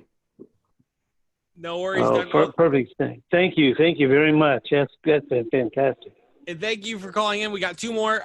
Brian, okay. And there's one other person that are here. Doug, thanks so much for calling in. We'll catch up with you in the private group, man. Okay, thank you. You bet. Take care. So Brian is one of them. I see that because he's calling in. He must have called into the Zoom before, because his name's coming up, or he put his name in, or calling from his phone. I don't know. Anyways, and then there's one other person. So we have our 3. Okay, everybody, just so you know, we have our 3. I've had to remove a couple of people that have come in after those. But first, we're gonna bring in Brian. Let's see. I don't know if they can hear us in the waiting room. Brian, what's going on, man? Brian's on camera. You're there, Brian. How's it going, Brian? Good. I feel like I'm on TV. What's up, man? Yeah. Lower your volume so there's no feedback or no like whatever you're watching, just to make sure that we're not getting feedback here. Or download Crisp. Crisp is gonna help you for the background noise. And use my affiliate link. Brian, real quick, were you able to hear us in the waiting room or no? I don't think you can you? Oh, I heard you. Oh, you could hear us. Okay, perfect. Well, there's one other person in the waiting room right now, so I hope you can hear us, and we'll get you in here in a second. But Brian, what's going on, man? You win. You're one of the winners. Woohoo. I feel like a radio show host, for real. Yeah. And Brian, just really quickly, you're part of the Academy as well, right? Yeah, your course is amazing. Yeah, just recently, right? Yeah, I've already made $40,000 in like 4 months. What the fuck? Yeah, I'm lurking, dude. I'm lurking. Trust me, I'm already taking over California, so you guys better not come to my state. Dude, okay, well, making that kind of money, you got to say something. $40,000. What are you doing? Oh my gosh, I haven't scratched the surface. Like, honestly, your course took me so far, it broke my systems and processes. I was like, what in the world? I had to stop because it was so good. Yes. Awesome, before you ask a question, I think you should, because it's Thursday, you should drink and a shot, like literally a shot of whiskey or tequila. You know? I gotta get something. Yeah, he's like, I gotta get something. All right. Yeah, you gotta cheers. You don't have to. If you don't drink, by the way, you don't have to. We don't. No, you don't have to. Either I'll glass of water, but when I'm on this call, we're gonna get Patron. All right. Well, I'm gonna. Well, here you go. We're gonna be a cheers here, Matt. Cheers. Come on. Brian's doing. You have something, or you got to go get something? 1 second. Go, there we go. We'll give him a second to go do that. Esteban, I got to say thank you for entertaining. This is such a good idea. Thanks, Esteban, for taking the time and entertaining this new idea of ours. Absolutely, man. Like, this is you fun. rock, man. Thank you so much. So while we wait for Brian, that's like wild, right? Like, Brian, 4 months, and there we go. Awesome, good stuff. Right. Well, cheers, guys. All right, nice to have you on the show, Brian. Thank you so much for joining. Thanks for supporting the Academy as well. Cheers to you guys for all the success. Cheers. Love it. Brian, we are super excited about that, and I want to hear more about it. So shoot us a message or put a post in the private group. Let us know what's going on. Do you have a question for Esteban while you're on here? Yeah, I mean, I love the motivated sellers. I mean, have you, I've asked it in the group. I kind of got some stick for it. That's fine. But like, have you done residential any chance? What do you mean? Like, just tried residential sellers? Yeah, of course. That's everything that it is, man. Residential. Like, most of the time, you're talking about sellers for real real estate agents, right? Seller leads for an agent. Yeah, because right now, like, I have a lot of agents, like, even like in some of these cities, like half inventory, stupidly low inventory right now, right? So they're all saying, we've got too many buyers and blah, blah, blah. And I use the homeless thing. I'm like, you can get more sellers. But like, I just turned off an ad because she's like, I have too many buyers. Like, we need to stop. She's like, I got too much business. So, and you know what, man? Good thing that you're here, because I was doing this experiment with a realtor as well. And he wanted to literally focus a lot of local listings and things like that, because he was just starting wholesale. So this ad copy that I'm going to share you also works for a regular seller who comes in. Sorry, because remember that a motivated seller doesn't necessarily have to have the best, the worst looking house. They could have a decent looking house, that they also need to sell. So what's the biggest responsibility of a real estate investor is to find the actual solution for this seller. And if that is listing it and making a good listing, then that's a good real estate investor that has a license. If it is creative financing, that's a good real estate investor that knows how to leverage that, and things like that. So the couple I'm going to share. Sorry, Esteban, let me just interrupt, because a good real estate agent that knows how to convert a homeowner into an actual seller can actually leverage the motivated seller type of campaigns, right? Because at the end of the day, all you're really doing is educating. That's really all you're doing, right? As a real estate agent, you're educating your sellers that, like either this is a good time to sell, or we need to sell at this point, or I can find you the buyer. Like we used to do, both of you are inside the Academy, and like that campaign where it's like, we've got buyers, right? I've got real estate agents that leverage their buyer leads to lock down their sellers, right? They go into their appointments and they basically said, listen, here's my list of 1,500 buyers. I've got 1,500 buyers. There's no other real estate agent out there that has that. And cash buyers. And they're probably maybe not necessarily cash buyers, but they leverage the buyers we've been generated as leads And they basically tell them, listen, give me the exclusive on this. Let me see if I can find you a buyer. Let's do that for a week. If that doesn't work, then we'll go ahead and we'll list your house, right? And then what they do is they reach out to their entire list of like leads that we've been generated for the past 3 months, right? And then they run a Facebook ad for it. And we're running a Facebook ad for it. Exactly. Hey, guess what? Exclusive listing. Now you've got leads for like 50 cents, 80 cents, $1 a lead. You want to know how to generate 80-cent leads? That's how you generate 80-cent leads, by leveraging listings that are not listed, right? Exclusives. I've got plenty of agents that do this where they leverage their existing list, and that's how they get their sellers, right? Is through that. But these motivated seller campaigns, any real estate agent can use those. They just need to understand the language and how to actually convert those into an actual listing. Transition that. Yeah, absolutely. Right. And the thing is that, for example, a lot of real estate investors. And just to remind you guys, we do have one more caller that is waiting in queue. Oh, sorry. Let's wrap it up so they're not in there for 15 minutes. But if he can hear us, this is a good conversation because, real estate agents are constantly, everybody wants a seller lead. Nobody wants to pay for it, right? Seller leads are insanely valuable. We generated a lead, and I talk about this one lead that we generated that translated into $72,000, right? 5 ends from one buyer lead we ran, right? Like these seller leads are insanely, and the people want to I can't spend $15 on the seller lead. Are you kidding? Are you fucking me? Like what the heck? They could be worth 30, 40, 50, 60, 70,000 because a listing brings in other leads. Yeah. And if nobody understands that, if you're working with an agent that doesn't understand that, you fire them, get rid of them, right? It's a chain reaction too. It's a chain reaction. They just keep going. Exactly. If you work them right. Listing, you get a sign in the yard, you get that listing on realtor.com, you get that listing on Zillow. Those leads that are, listen, we just did, so we ran it. So you guys saw that post we did with LeadSpring ISA, right? A while back where we did 660 some leads, 120 live transfers, I think it was 18 transactions from that. It was insane. It was absolutely insane. One of those listings generated 8 buyers, 8 ends. It was insane. It was absolutely insane. Guys, if your real estate agents aren't willing to spend the money, we said this on the last live. I get really passionate about this. Sorry, guys. I said, hey, what about generating seller leads? Like, how much do you charge for that? He charged $5,000. You want seller leads? I charge $5,000. I charged $10,000 last time. I was watching. That's what they're worth. Like, Jesus Christ, you're gonna make $50,000. What, you want $15 lead or $2 lead ticket? Guys, gone. Sorry. Okay, I'm done. My rant. I appreciate it. I appreciate everything. Thank you so much. Awesome, Brian. Well, we appreciate it, man. And like I said, hit us up. Make sure to mention it in the private group, and we'll make sure that Esteban gets this out to you. Hashtag vamos. Cheers, guys. So much. Brian, thanks for being in the academy. Appreciate it. We'll catch up, man. For sure. Thank you. Take care.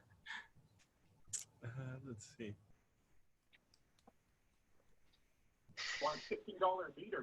All right, what's going on? I can hear my voice in the background. You are live on the Whiskey Thursday episode. How's it going? Good. How are you doing? Good. Who do we have here? This is Chuck Chiodo. Chuck, what's going on, man? What is up, man? How's it going, man?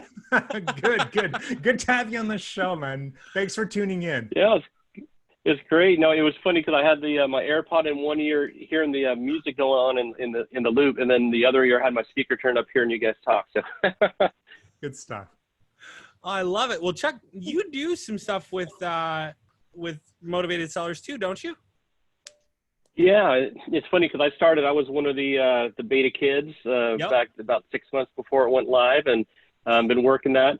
And then I do have a background. I did a bunch of investment real estate, and I'm kind of, to be honest with you, tired of dealing with the realtors, and I'm wanting to switch over to the investors on the investor side. And so this is like totally not only timely, but really interested in this because I think there's a huge market, especially with everything that's going on with the economy.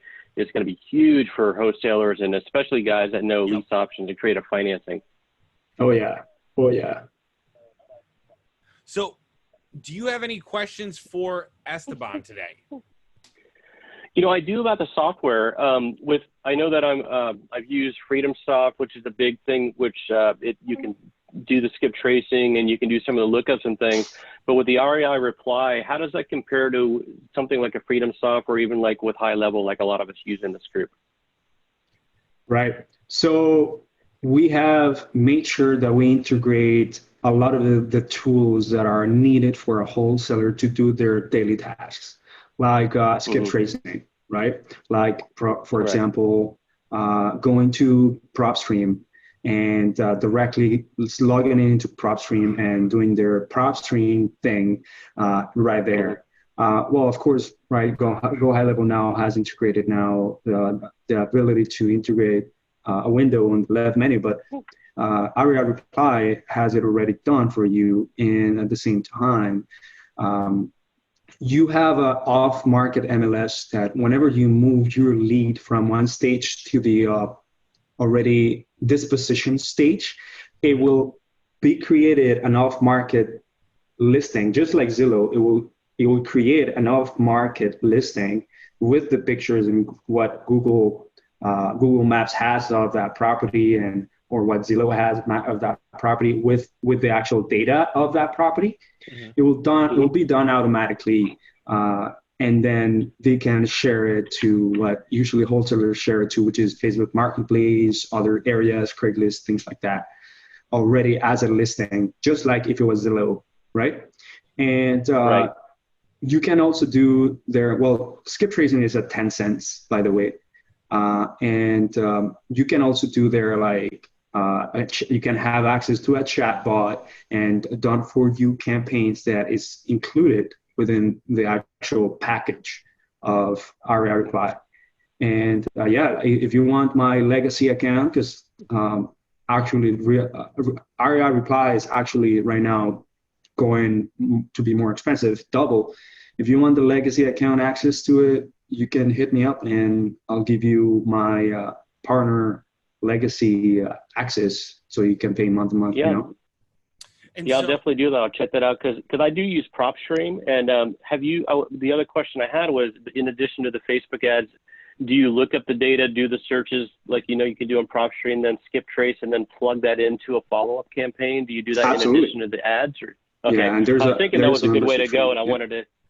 Yeah, because I was wondering. I thought that would be a good way and just plug them into a follow-up campaign. I wasn't sure if you're doing that, so I appreciate you sharing that. Yeah, man. And one thing I forgot to mention is that right now there's a legacy account for free included of DocuSign with using that software. Yeah. So. Oh wow. Okay. Good. Yeah. I'll definitely reach out to you. I appreciate that. That's awesome. Yes, sir. That's exciting. Well, thanks again for calling in, Chuck. We're excited to have you on the line, and we'll make sure that Esteban gets over what he promised. I'm trying to remember what it was. It was like 20 minutes ago. It was 20 minutes ago when we started this. I'm surprised Chuck stayed in the waiting room so long. I know. Sorry about that, Oh, Chuck. yeah. Thanks for I see thanks the for value. hanging out, I man. see the value. Oh, of course. You guys are awesome. I appreciate you guys doing this every Thursday. Absolutely, man. 100%. Love Thanks, it. Chuck, I'm for your glad you're support. Really enjoying. appreciate it. So Yeah. All right, again, dude. Cool. Thanks so much, Chuck. All right. Thank you, guys. All right. We'll talk to you soon. Take care. Take Bye-bye. care. Okay. Awesome. Bye. Awesome. So I've Well, written hey, down. sorry, I'm going to interrupt, Matt, because that was a lot of fun, right? That was fun. We got to do this Yeah, we got to do this more. next time. Guys, if you're watching in, if you were tuning in, and Esteban, you too, but let us know. What do you think about that? Like being able to call in and talk to our guests. Pretty cool, man. That's pretty awesome. Ask questions, right? Oh, Cool, yeah. right? Radio marketing and whatever it's Radio called. marketing. Okay, guys, listen, we're going to wrap this up, guys. If you've been watching the entire time since the beginning, then just since the you can don't tune in half an hour late or something like that. You tuned in at the beginning when we went live and we started sending out the spam through the chat bot. And we introduced Esteban and his long story and all this other good stuff about what he's been doing. If you've been tuned in the entire time, #Super Trooper. We want to know. who you are. We want to know, we know the regulars, right? But we want to know if you've been watching the entire time. Hashtag Super Trooper. Esteban. All right. Esteban, I got a couple questions for you. You've been part of the Academy for some time now, Real Estate Academy. We really appreciate, obviously, you being part of the REMCM group. You've added a lot of value to the members as part of that group. You've added a lot of value inside of the Academy as well. And we really appreciate you coming on. Tell us a little bit about your experience with the Real Estate Marketing Conversion Academy, because you've been part of that since the beta program. And, you know, we just want to know what your experience has been, sort of where you were at before that, you know, kind of what that has done for you and how it's kind of changed things for you inside of your business. If you don't mind sharing that, that'd be awesome. Yeah. All right, for sure. Look, first of all, I've been part of other groups, 2K, 5K courses, things like that, programs that charge 2 times more, things like that. 2, 3, 4, 5 times more. We know. We don't charge. Yeah. Everybody tells us this. And so what I see when I come into, I get excited when I was starting, I was very excited to go into YouTube newsfeed and try to find a comment or a post from someone in the Academy or in the beta program, asking a question and tons of answers of different perspectives, of different level of expertise. And this would dive in deeply until someone or everyone that is watching that post would understand the solution to that problem that someone posted. So the level of engagement in real estate, the actual group, is huge because people, it's like a family that I'm just giving away something without holding back. I'm not asking for anything back. Of course, there is always, you'll also want to monetize certain things, but people just give without expecting to get something back in that group. So that's number one, and that's consistent. Even if a newbie comes in, still people get into that. They answer the question as in a level of details. There's also big players that answer it in a huge level of detail, like Ed sometimes whenever he has time to answer, like point form, strategic, step 1, 2, 3, 5, 6, and other people that want to be like, hey, do you need help? Let me just dive into your messenger and I'll help you, or I'll make you a loom. So the group itself, huge. Then the recording that has evolved 2 times before it was like ClickFunnels, now it's Cartrot, right? So the course, first of all, it goes in a level of detail to understand, like I said at the beginning, you got to understand your market before you actually go deep into like whatever industry you do, whatever vertical. And Shayne and Matt make you understand that pretty well.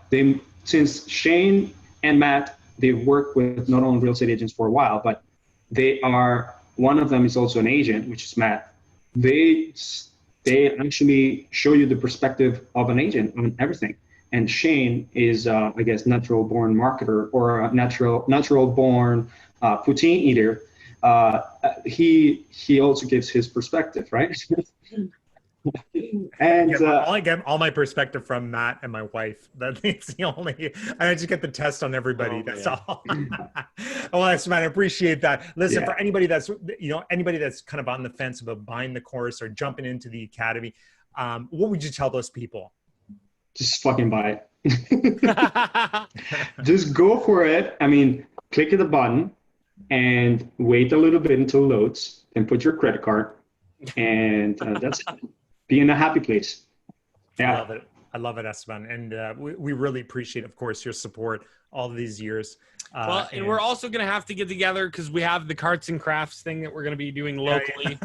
So I just checked. JD's is open, so we need to get that going in the next 2 to 3 weeks for sure. And we're going to get, I don't know if we can get Shayne down here or not. Sorry, that was my camera. Sorry. I'm back. Sorry. As soon as the borders open up and this COVID thing is over and you guys, we get the vaccines and stuff all sorted. We'll have to do the social distancing, the masks. REMCM masks, and Carts and Crafts masks. Hey, we got the t-shirts too, guys, Academy members, if you want some t-shirts, Let us know. Let us know. So really quickly, Doug, Super Trooper, he's been watching since the beginning. Thank you so much for your support. Victoria, Super Trooper, she's been watching since the beginning. Thank you so much. Alina. Joe as well. Giovanni as well. Chuck. 30%. Giovanni says 30%.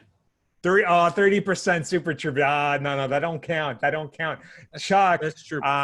Huge supporter here. Elena, we haven't seen Elena in a little while. Thank you so much for your support, Elena. Ahmad, thank you for your support. Thank you for watching since the beginning. We really appreciate it. And for all of you that always tune into Whiskey Thursday, every Thursday at 8 p.m., thank you so much for your support and tuning in. We really, really appreciate that. And of course, to our awesome, awesome guests that come on and share an amazing story. Yes, and share a lot of value. We really appreciate you coming on this. And for the 3 callers that called in and tried out our new thing, thank you. We might start doing this, guys. I think so. We're gonna figure out a way to streamline it, but we're definitely we'll figure this out. I think it's really cool that people can call in and ask questions. But for Chuck, who was it? Chuck. We had Doug and Brian. Brian, which we need to talk to because we need to talk to Brian. Apparently he's crushing it out there. Killing it. That's what he said. He's just been lurking. Man, how many of you guys are out there just lurking? I know what's going on. Like, come on, you can't just go lurking and do $40,000-$50,000 a month and not. I put that post in there. I didn't. I'll have to look and see if he even answered the post. He's like, 40,000 plus 10. Whatever. Yeah. Anyways, but tonight. Esteban. Huge thank you to Esteban. Yes, what's up? Really okay. You have a private, or you have a group for real estate investors. Yes, sir. And that is where people can hire you if they're interested in coaching. Is that right? Absolutely. Or you can DM me. But my group, I like to get more into YouTube and video branding. So I like actually whatever I want to learn or whatever I'm learning, I want to give it to you. Just give it to you. And if it helps in giving the foundation, good. And that's what I do in the group. And I actually try to do as much video content as possible. Right. Love it. The real estate, I got permission by Shayne and Matt by naming it real estate investing and wholesaling, marketing and conversion. Love it. I love it. You're lucky we didn't trademark that yet. I know. But it's REI. Go for it, Esteban. I mean, he comes to us ahead of time. REI. If there's any way to do it right, he totally did it right. So we love it. What's the link to that? How do I get? Let me grab it real quick. Actually, I have it. Yeah. Go ahead. Keep going. Do you have it? Yeah. Perfect. So it's for marketers, wholesalers, real estate investors, people that want to learn, and I post there. I should be more frequent, more often, but I'm going to come up with a coaching program. I'm coming up with a coaching program that is done with you, where I actually take a real estate investor or a marketer and take them through everything that they need to know for REI and start generating results with Facebook, Google, and also have a partner that will teach SEO as well. So for real estate investors, that is bread and butter, pretty good value out there. And that coaching program, it's going to be huge because I think you guys are iconic with the real estate for agents and a little bit of investors for sure, whenever Anthony Mann came in and Peter and the others. But I'm going to just focus as a real estate investor, right? Love it. And maybe, be the best. Yeah, and I was also going to add, maybe down the road or something, there might be an opportunity to do a masterclass inside of the group. Absolutely. Might be a lot of fun, especially might be really valuable to a lot of the members, inside of the REMCM group that are not part of the academy, and that don't necessarily have access to you. So maybe absolutely, maybe we can do something like that in the future. So Esteban, thank you so much, my man. 10:25, appreciate it. We got on the phone with you at 8 o'clock. I know, right? Half hours. There he goes. He's done. Oh man! But listen, we really, really appreciate your time, and it's been a blast. Stick around here, guys. For the people that are watching, thank you so much for tuning in to Whiskey Thursday. Esteban, stay on the line. And follow me on Instagram because you guys gotta see my fun stories. I'll post that. What's that? Estenick, ESTENICK, Estenick. Hang on. Make sure I got just to let you know. Mm-hmm. Boom. Oh my gosh, you got like this 17-year-old modeling shot. Was that recent? Ooh, sexy. He looks young, man. You guys go check that out. He looks young. I'm just saying. You tell me what your thoughts are. But there it is. Boom. The preview showed up. I'm going to remove the preview. They got to go see it. Of course. Anyways, with that, again, thank you so much for coming on and giving out so much value. Also, go join his group. Check out on Instagram. And again, if you have investor clients, you're trying to take that to the next level, reach out to him, book a coaching call, and just get it done. So with that, thank you guys so much. And we will see you all next week. Peace, guys. Esteban, stay on the line. We're going to talk to you in a sec. For sure. Am I going to get grounded? I think we're ended. Right, Shayne? Good. Yeah, recording. The recording. Yeah. Let's see. We'll end the recording because we don't want you to know what happens after this. Everything that happens after. It's like all